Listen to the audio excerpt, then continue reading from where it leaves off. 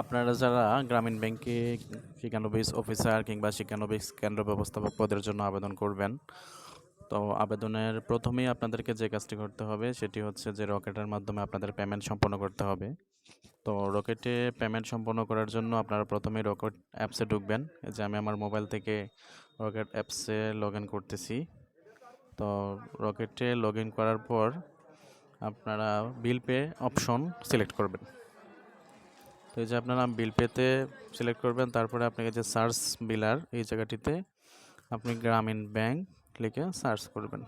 এই যে গ্রামীণ ব্যাংক, গ্রামীণ লেখার আগে কিন্তু গ্রামীণ ব্যাংক রিক্রুটমেন্ট অলরেডি চলে এসেছে। আপনি এখানে অপশনটি সিলেক্ট করার পর এখানে আপনি যার জন্য পেমেন্ট করবেন, যদি আপনি যে অ্যাপস থেকে পেমেন্টটা করবেন যদি ওই নাম্বারটা আপনি দিতে চান তাহলে সেলফ অপশন হলে চলবে, আদারওয়াইজ আপনি যদি অন্য কোনো নাম্বার হয় তাহলে আদার্স অপশনটা মানে সিলেক্ট করবেন। তো এখানে প্রথমেই আপনি নাম্বারটি দিবেন যে নাম্বার থেকে আবেদন করতে চান। নিচেও বেনিফিশিয়ারি মোবাইল নাম্বার এখানেও সেম নাম্বার দিবেন।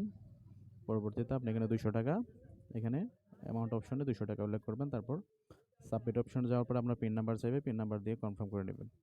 তো পেমেন্ট সম্পন্ন করার পর আপনি যে বিল রিসিপ্ট অপশনে যাবেন, সরি,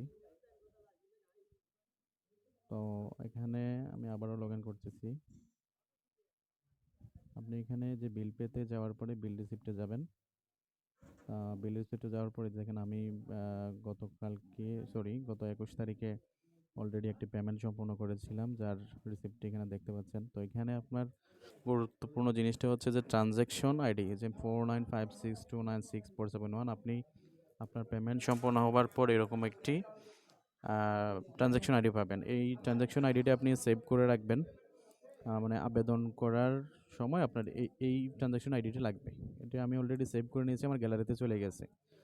তো আপনার আবেদনের জন্য প্রথম ধাপ এটি। এরপর আপনি আপনার আবেদনের কাজ সম্পন্ন করবেন।